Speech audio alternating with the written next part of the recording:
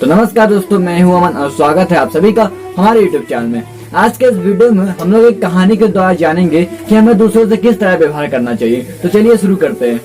एक बार एक शिष्य ने अपने गुरु जी से विनम्रता पूर्वक पूछा, गुरु जी, कुछ लोग कहते हैं कि जीवन एक संघर्ष है, कुछ अन्य कहते हैं कि जीवन एक खेल है और कुछ जीवन को उत्साह का संज्ञा देते हैं। इनमें से सत्य कौन है?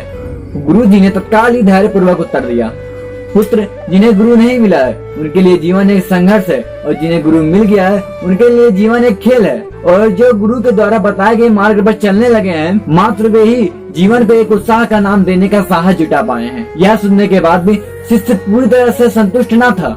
गुरु जी को इसका आभास हो गया। वो कहने लगे, लो, तुम्हें इसी संदर्भ में एक कहानी सुनाता हूँ। अगर ध्यान सुनोगे तो तुम स्वयं ही अपने प्रश्न का उत्तर पा जाओगे। उन्होंने कहानी सुनाना शुरू किया।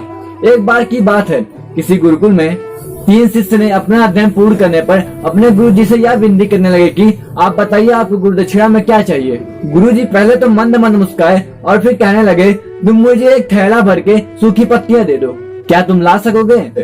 वे तीनों मन ही मन बहुत प्रसन्न हुए, क्योंकि उन्हें लगा कि वे बड़ी आसानी से अपने गुरु जी का इच्छा पूर्ण कर लेंगे।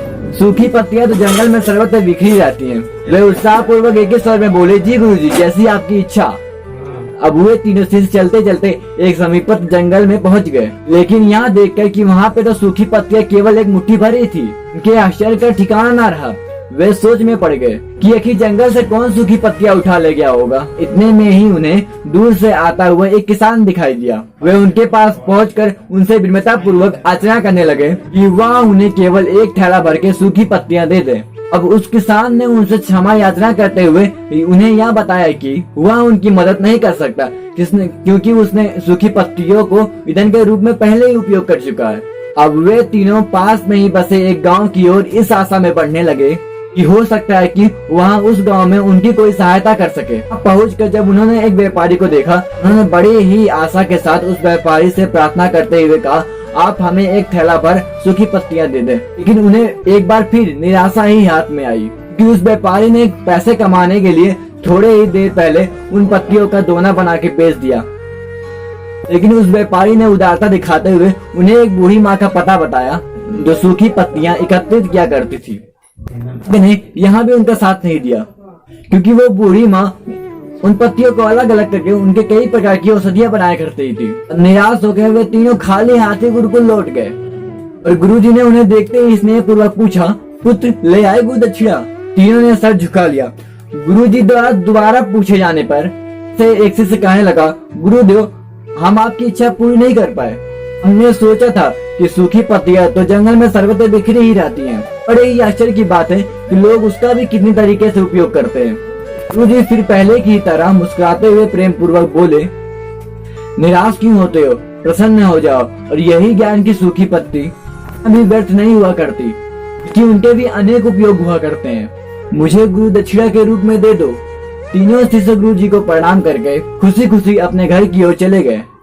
वह शिष्य जो गुरु की कहानी एकाग्रचित होकर सुन रहा था, अचानक उत्साह से बोला, गुरु जी, अब मुझे अच्छी तरह से समझ आ गया कि आप क्या कहना चाहते हो। आपका संकेत इसी ओर है ना कि जब सर्वत्र सुलभ सूखी पत्तियां भी बेकार नहीं होती, तो फिर हमें कैसे किसी भी वस्तु या व्यक्ति को छोटा या महत्वहीन मानकर उनका तिरस्कार कर सकते हैं। चूटी से लेकर हाथी तक और सुई से लेकर तलवार तक सबका अपना अपना महत्व होता है। भी तुरंत ही बोले, हाँ पुत्र, मेरे कहने का भी यही तात्पर्य कि हम जब भी किसी से मिलें तो उसे यथा योग्य मान देने का भरसक प्रयास करें, ताकि आपस में स्नेह, सहानुभूति एवं सहिष्णुता का विस्तार होता रहे और हमारा जीवन संघर्ष के बजाय उत्सव बन सके। दूसरे अगर जीवन को खेल ही माना जाए तो बेहतर यही होगा कि हम निरपेक्ष, स्वस्थ एवं शांत प्रतियोगिता में ही भाग लें और अपने निष्पादन तथा निर्माण के ऊंचाई के शिखर पर ले जाने का अथक प्रयास करें। अब शिष्य पूरी तरह से संतुष्ट था। अंततः मैं यही कहना चाहता हूँ कि अगर हम मन, वचन और कर्म इन तीनों स्तरों पर इस कहानी का मूल्यांकन करें तो यह भी कहानी खरी उतरेगी। सबके प्रति पूर्वग्रह मुक्त मन वाला व्यक्ति अपने वचनों से कभी भी किसी को आहत करने का दुस्साहस नहीं करता और उसकी यही ऊर्जा उसके पुरुषार्थ के मार्ग की सभी बाधाओं को हर लेती है। अंततः हमारे जीवन का सबसे बड़ा उत्सव पुरुषार्थ ही होता है, ऐसा विद्वानों का मत है। तो दोस्तों अभी तक आपने हमारे YouTube चैनल अमन पांडे को सब्सक्राइब नहीं किया है तो ऐसे ही लेटेस्ट कहानियां सुनने के लिए हमारे YouTube चैनल को सब्सक्राइब कर लीजिए। धन्यवाद दोस्तों।